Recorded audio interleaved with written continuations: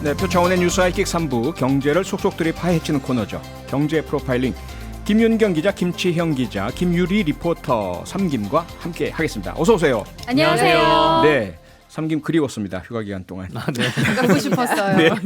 예, 지금 유튜브로 경제 프로파일링 생중계되고 있고요. 여러분께서 남겨주시는 소중한 댓글 의견 저희가 실시간으로 다 확인을 하고 있으니까요. 유튜브에서 표창원의 뉴스 하이킥을 검색해서 들어와 주시면 감사하겠습니다. 김유리 리포터 첫 번째 이슈부터 전해주시죠. 네. 지난 2분기에 우리 경제는 성장했지만 국민들의 주머니 사정은 나빠진 것으로 나타났습니다. 2분기 경제 성장률은 민간 소비가 호조를 보인 덕분에 0.7% 성장했는데 국민의 실질 구매력을 나타내는 실질 국민 총소득 GNI는 1.3% 감소한 것으로 집계됐습니다. 실질 국민 총소득 GNI 나빠졌다.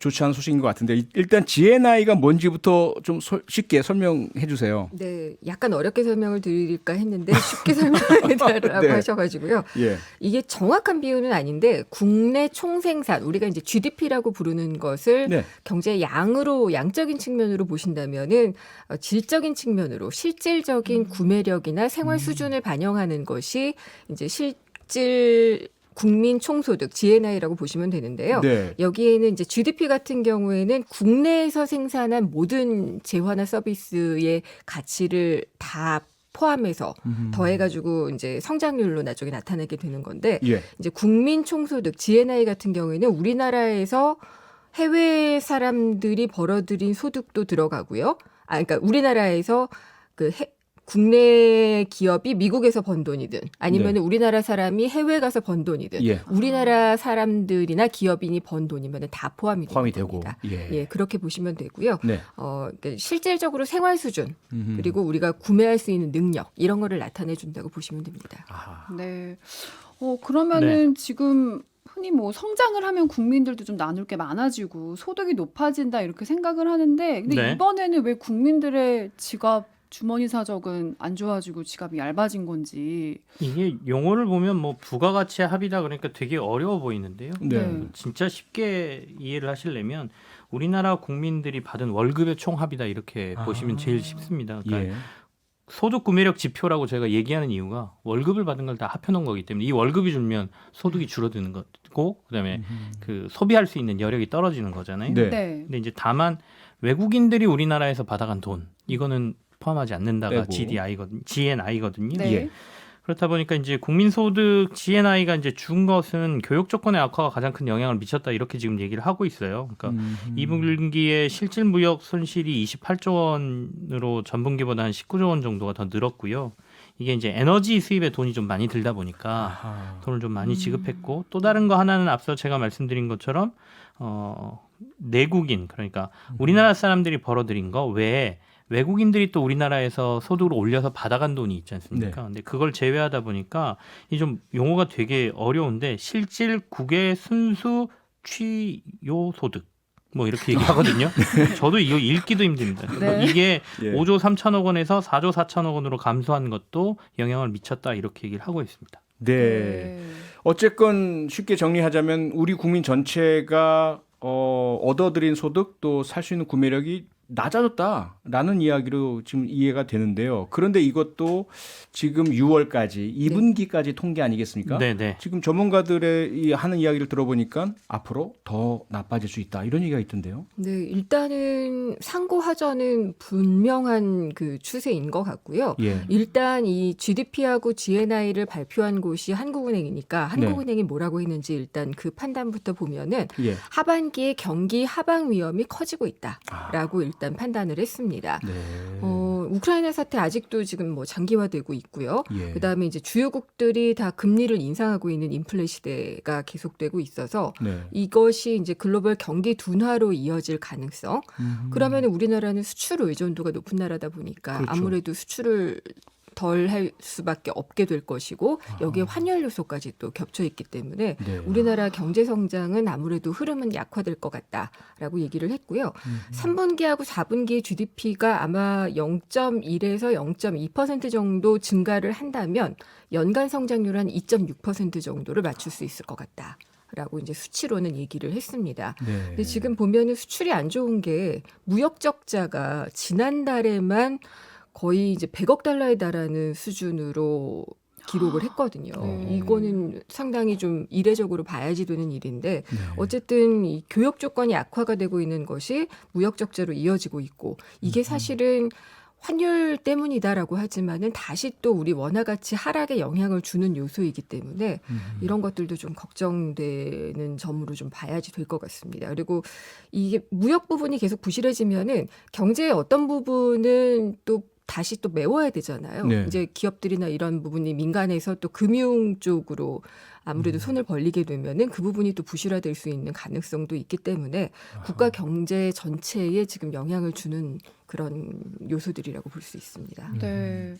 근데 아까 김천 기자님이 네네. 또 이제 우리가 이렇게 무역 적자가 커지는 이유가 에너지원 수입액이 증가하면서 예. 에너지 가격이 너무 올랐잖아요. 그것 때문에 좀 영향을 많이 받은 것 같다라고 하셨는데 그럼 지금 보니까 또 국제유가가 조금씩 내려가고 기름값도 많이 내려갔어요.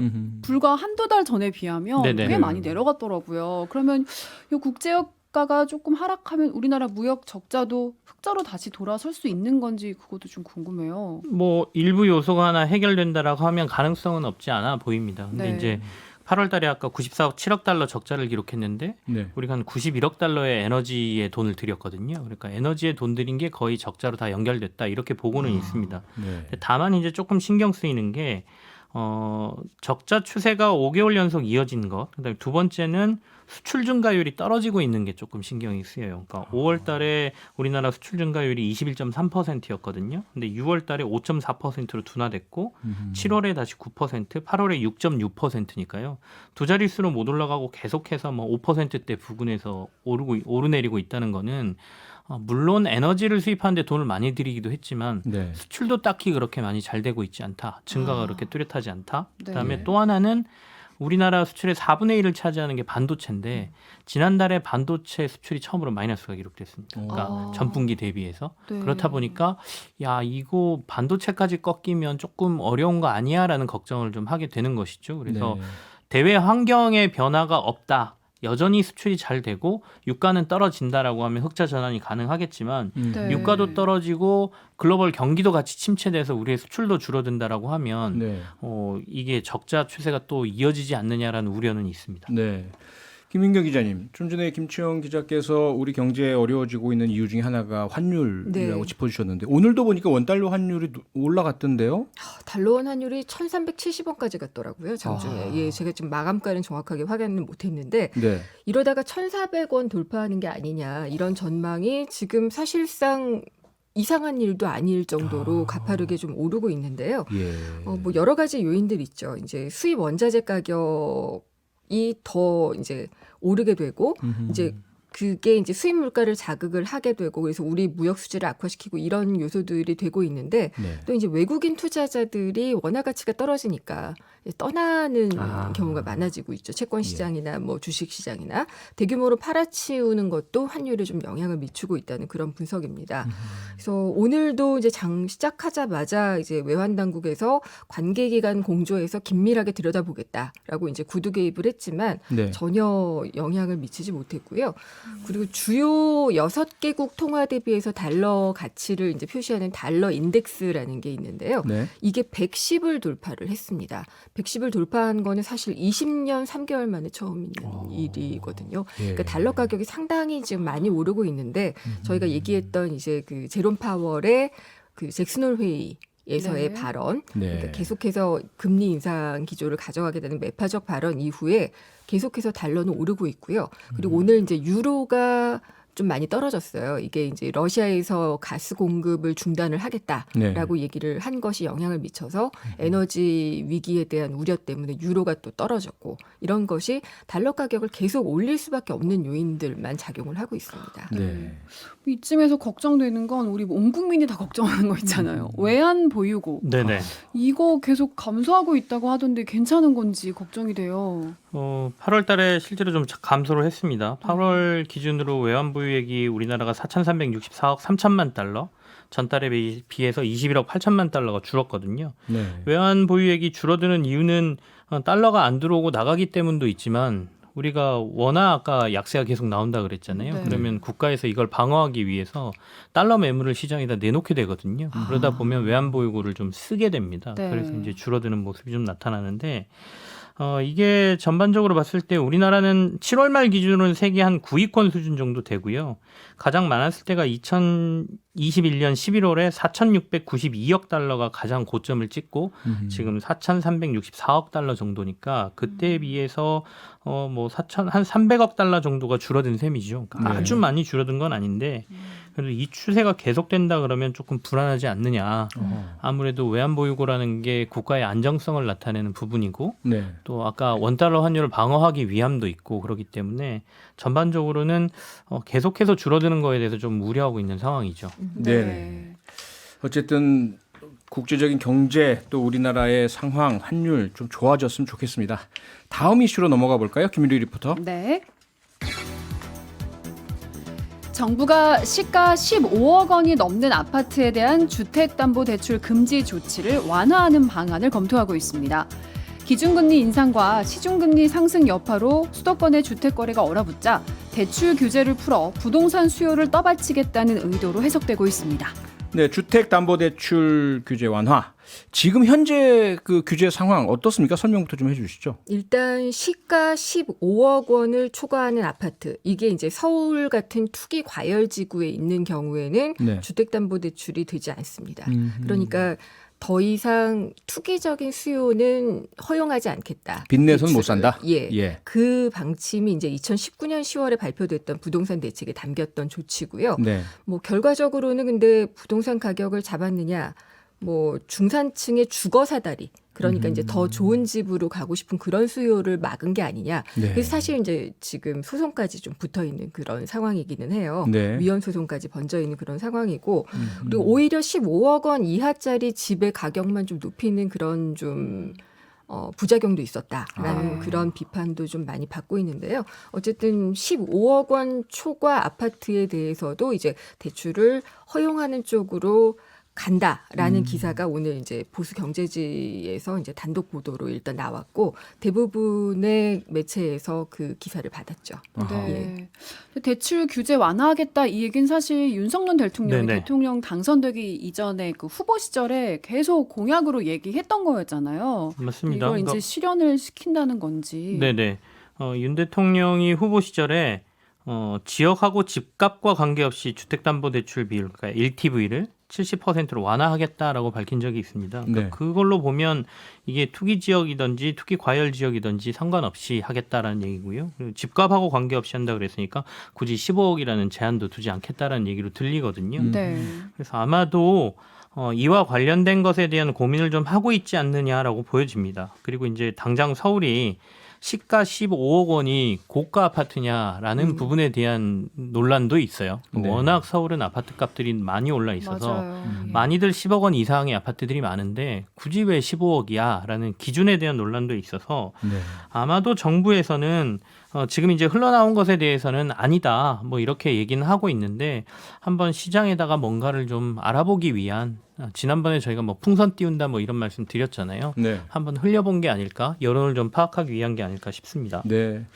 김윤경 기자님. 근데 네. 사실 부동산이 워낙 뭐 투기 우려 네. 뭐 이런 얘기들이 많아서 규제들이 많았잖아요. 그렇죠. 대출 규제 말고도 많은 규제가 있지 않습니까? 지역 규제가 또 있죠. 예. 그래서 지금 지역으로 보면은 투기 지역, 투기 과열 지구, 조정 대상 지역 이런 것들이 다 이제 규제 대상인데 네. 사실 그 LTV로 조정을 하는 것도 있지만 이렇게 지역으로 규제를 했던 것을 풀어버리면 사실은 LTV는 약간 좀 무력화되는 경향이 있을 수밖에 없거든요. 네. 그래서 일부에서는 정부가 이 15억 초과 주택에 대한 담보대출 금지 조치를 해제하는 거 이외에도 이런 좀 규제 지역 범위를 줄이려는 그런 노력을 하지 않겠느냐라는 얘기가 나오는데 이거는 좀 투자자들의 바람인 것 같기도 하고요. 그다음에 이제 LTV 적용 기준을 전체적으로 손보는 방안도 얘기가 되고 있는데 네. 이것도 역시 물론 이제 시장이 좀 많이 꺼지면 안 되니까 시장에 이제 좀 군부를 떼우려는 그런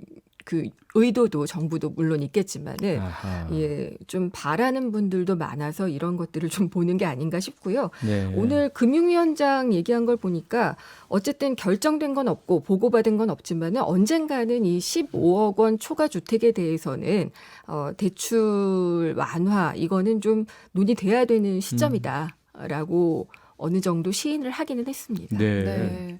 근데 보면은 네. 조금 전에 이제 살짝 언급하시긴 하셨는데 뭔가 아직 결정된 건 정확히는 없다. 이런 네. 식으로 이렇게 정부 쪽에서 정리를 하긴 하잖아요. 보면은 약간 기시감이 느껴지는 게 뭔가 이런 식의 변화를 줄 때 뭔가 언론에서 약간 앞서 나간 측면이 없지 않아 있으면서 간보기 하나? 네네. 약간 여론을 여론 살피나? 간보기. 예, 네. 이런 느낌이 들 때가 있는데 이번에도 그런 거 아닌가. 네. 앞서 잠깐 얘기는 드렸는데 네. 그러니까 약간 시장의 여론을 좀 보기 위한 수단일 수 있다라고 보여집니다. 네. 왜냐하면 방금 전에 말씀하신 것처럼 김주현 금융위원장이 언젠간 논의해야 될 사안이다라고 얘기를 했다는 거는 정부에서 고민을 하고 있다라는 거고요. 그게 이제 단지 15억이라는 가격에 대한 논의인 건지 아니면 LTV, DTV와 관련된 DSR, 얘기인 건지는 정확히는 모르겠습니다만은 논의를 하고 싶어하는 것 같고요. 네. 근데 이제 문제는 뭐 이 대출과 관련된 이 규제들 그러니까 LTV, DTV의 문제가 아니라 DSR이 풀리지 않으면 결국에는 이거 풀어줘 봐야 말짱 도루묵이라는 얘기도 있거든요. 네. 두 개를 같이 얘기해 줘야 시장에서는 더 뜨겁게 반응이 나올 거지 네. 단순히 15억 초과 아파트, 음. LTV 규제 완화 이것만 가지고는 시장에 별 효과가 없을 거다 또 이렇게 얘기하시는 전문가들도 많습니다. 네. LTV 규제 완화 15억 초과 해제 이것만 가지고는 효과가 없을 것이라는 말씀을 지금 김치영 기자께서 주셨는데요. 저희들이 요새 접하는 부동산 관련 뉴스는 거의 대부분이 매수 심리가 죽었다. 네. 사려고 하는 사람이 없다. 부동산 시장이 얼어붙었다. 이런 얘기들인데 이거 좀 효과가 있을까요? 어느 정도는 심리적인 좀 플러스 요인이 되지 않을까라고 생각은 하지만 네. 방금 말씀하신 대로 총 부채 원리금 상환 비율 DSR이 지금 강하게 적용이 되고 있거든요. 1억 원이 넘는 차주에 대해서는 40%로 이렇게 딱 묶여 있으니까 네. LTV가 아무리 완화가 된다고 해도 DSR 규제가 있으면은 실제로 주택 시장의 분위기를 바꾸는 어떤 정말 구체적인 매수세가 나타나기는 어려울 것이다라는 그런 얘기들이 있고요. 네. 그리고 이제 또 이게 아까 말씀드린 투기 과열지구라든지 이런 지역 규제 같은 것들이 같이 풀리지 않으면은 아하. 그것도 좀 어려울 것이다. 그래서 예전에 그 LTV를 일부 그러니까 생애 최초 주택 구입자들에게만 80%로 완화를 했잖아요. 네. 이게 사실상 별 효과를 거두지 못했다는 그런 얘기 평가들을 좀 받고 있거든요. 네. 그래서 DSR을 움직여야지 되는 거냐, 아니면은 이제 아까 말씀드린 지역 규제 같은 것들도 같이 좀 풀어야지 되는 거냐, 네. 뭐 이런 얘기들이 나오고 있는데 걱정은 금리 상승기에 대출 규제를 완화를 해주면은 아하. 이거 과연 맞는 걸까? 예. 지금까지 가계 부채 막 눈덩이처럼 늘어난 것들을 좀 어느 정도 숨을 죽여놨는데 이게 또 늘어나는 계기가 되거나 가계에 또 부담으로 돌아오지 않을까 이런 걱정은 좀 됩니다. 네. 김치영 기자님. 네. 근데 사실 전문가가 아닌 일반 시민 입장에서는 좀 머리가 어지러워요. 왜냐하면 얼마 전까지만 해도 집값이 너무 올랐다. 집값 잡아라. 그 답은 공급밖에 없다. 네네네. 그래서 대규모 여야 모두 공급을 네. 공약으로 내걸었잖아요. 그런데 지금 집값이 오히려 떨어지고 주택 시장 얼어붙어 있는데 공급 제대로 약속한 대로 이루어질 수 있을까요? 사실은 주택 경기만 보고 있다 그러면 정부가 쉽사리 주택 공급을 확 늘리기에는 부담스러운 국면도 있을 거라고 보입니다. 근데 네. 주택 공급 정책이라는 게 단기적인 게 아니라 굉장히 장기적인 정책이거든요. 아하. 그러니까 지금 계획해서 시작하지 않으면 2년 뒤나 3년 뒤에 공급 물량에 대한 문제이기 때문에 그렇네요. 당장의 주택 수요라기보다는 앞으로를 보고 하는 정책이니까 정부가 제가 봐선 해야 된다라고 생각하고요. 네. 250만 원 공급을 내세웠으면 거기에 맞춰서 지금 정책을 세우고 가야 되는 상황이라고 보이고요. 다만 이제 경제가 어떻게 받쳐줄 것이냐의 문제는 뒤쪽에 남아 있는 거고 네. 지난번에 한번 말씀드렸지만 부동산 경기는 식을 때 굉장히 무섭게 식는다는 특징이 있거든요. 그러니까 맞아요. 거래가 안 일어나버리면 안 일어나다가 딱 한 건만 거래가 일어났는데 그게 낮은 가격이 일어나 버리면 가격이 뚝 떨어지는 폭락이라고 형태. 막 뉴스에 나오고 이러더라고요. 그것 때문에 이제 저희가 더 혼란스럽게 느껴지긴 하지만 네. 지금 금리 상승기, 경기 침체기 이런 게 지금 굉장히 부담스러운 상황이고 예. 실제로 부동산 가격들이 좀 떨어지는 현상들이 눈에 목격되고 있는 거는 사실인 것 같습니다. 네. 일단 집은 주거의 목적이지 투기의 목적은 아니다라는 것은 우리가 공감은 하지만 이게 참 어려운 것 같습니다. 문제 해결한다는 것 자체가 좀 잡으면 너무 얼어버리고요. 네. 조금 풀면 또 너무 올라가고. 네, 저희들 광고 듣고 와서 계속 이어가겠습니다. 네, 경제 프로파일링 계속 이어가겠습니다. 김유리 리포터 다음 이슈 전해주시죠. 네. 미국의 인플레 감축법에 대응하기 위해서 안덕근 통상교섭본부장이 미국으로 출국했습니다. 지난달 말 정부 합동 대표단의 방미에 이은 두 번째인데 한국산 전기차를 보조금 지급 대상에서 제외한 조항을 두고 양국 간 협의가 물꼬를 틀 수 있을지 주목됩니다. 네, 미국의 인플레 감축법 관련 우려가 계속 제기가 되고 있습니다. 네. 김윤경 기자님, 네. 이거 인플레 감축법이 도대체 어떤 법입니까? 사실 장명의 승리인 것 같아요. 장명의 승리. 예, 원래는 이게 국가 재건 법안이라고 해서 3조 5천억 달러 규모로 제출이 됐었던 건데 통과가 안 돼가지고 규모가 많이 줄었었어요. 그래서 마지막으로는 7,400억 달러로 확 줄어들어가지고 통과가 되고 이제 바이든 대통령이 사인을 해서 시행에 들어가게 됐는데 예.